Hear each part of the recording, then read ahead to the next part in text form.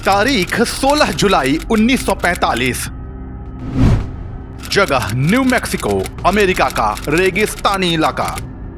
अमेरिकी सरकार के top secret mission project Manhattan के लिए फैसले का दिन, क्योंकि इसी दिन दुनिया में पहली बार परमाणु बम का परीक्षण होने जा रहा था। प्रोजेक्ट को लीड करने वाले वैज्ञानिक जे रॉबर्ट ओपेनहाइमर को उम्मीद थी कि इस परीक्षण में करीब 0.3 किलोटन टीएनटी की न्यूक्लियर एनर्जी पैदा होगी, मगर एटॉमिक टेस्ट में जो ब्लास्ट हुआ उसने 20 गुना ज्यादा करीब 21 किलोटन टीएनटी की एनर्जी पैदा की।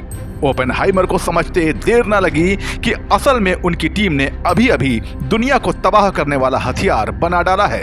ऐसे में संस्कृत के स्कॉलर रहे ओपेनहाइमर के मुंह से श्रीमद् भगवत गीता के एक श्लोक का अंग्रेजी अनुवाद निकल पड़ा और उन्होंने कहा, if the radiance of the 1000 suns were to burn into the sky, that would be like the splendour of the mighty one. I am become the death, the destroyer of the world. दरअसल Oppenheimer Gita के 11वें अध्याय के 32वें श्लोक का अंग्रेजी तर्जुमा पढ़ रहे थे, जिसमें श्री कृष्ण कहते हैं, कालः अस्मि लोकक्षय कृत प्रविद्यो लोकान संहार्तु मिव प्रवृत्तः। इस श्लोक में भगवान श्री कृष्ण अर्जुन को समझाने के लिए अपना विराट रूप दिखाते हैं और कहते हैं, मैं अब काल हूं जो लोकों अर्थात संसार का नाश करता है। दरअसल ओपेनहाइमर का यही वक्तव्य और गीता के इसी श्लोक का इस्तेमाल और 60 सालों बाद अब जाकर विवादों में घिर गया है। वजह है ओपेनहाइमर के जीवन पर बनी फिल्म जो 21 जुलाई 2023 को सिनेमाघरों में रिलीज हुई। क्या है ओपेनहाइमर विवाद? फिल्म के एक सीन में ओपेनहाइमर का किरदार निभाने वाले सिलियन मर्फी मानसिक रोग विशेषज्ञ जीन टेटलर के साथ दिखते हैं। इस सेक्स सीन में जीन एक किताब उठाती हैं और ओपेनहाइमर से पूछती हैं कि ये कौन सी भाषा में लिखा है। वो ओपेनहाइमर से किताब का एक पन्ना पढ़ने को कहती हैं। जीन के कहने पर ओपेनहाइमर पढ़ते हैं, I am becoming death, the destroyer of the worlds. Scene में यह नहीं दिखाया गया है कि जीन ने जो किताब हाथों में ली है उसका नाम क्या है, लेकिन उसके पन्नों पर जो दिखता है वो संस्कृत जैसा कुछ दिखता है। सोशल मीडिया पर कुछ लोगों का दावा है कि ये पंक्तियां भगवत गीता से हैं। अब यहीं से फिल्म पर विवाद शुरू हो जाता है। भारत सरकार के इंफॉर्मेशन कमिश्नर उदय माहुरकर ने फिल्म के निर्देशक क्रिस्टोफर नोलन के नाम एक खुला खत लिखकर अपना विरोध जताया है।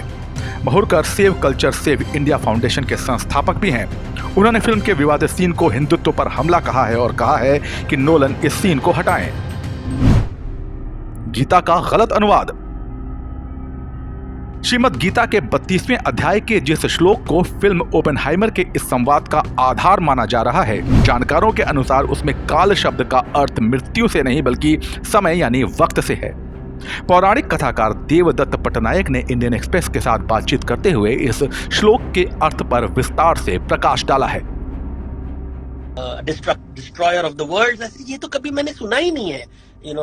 मृत्यु अस्मि, because that would be the actual Sanskrit translation would be mrityu asmi, I am death. And then somebody has done research on it and they said it is chapter 11 verse 32, which really says kala asmi, I am time, the destroyer of the world. So his translation itself is wrong. It's not I am death, it is time. Time is the destroyer of the world. कहानी Oppenheimer की।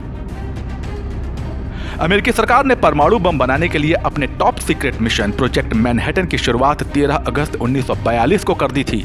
Manhattan project की शुरुआत जे Robert Oppenheimer के scientific design head और project lead बनाए जाने के साथ हुई।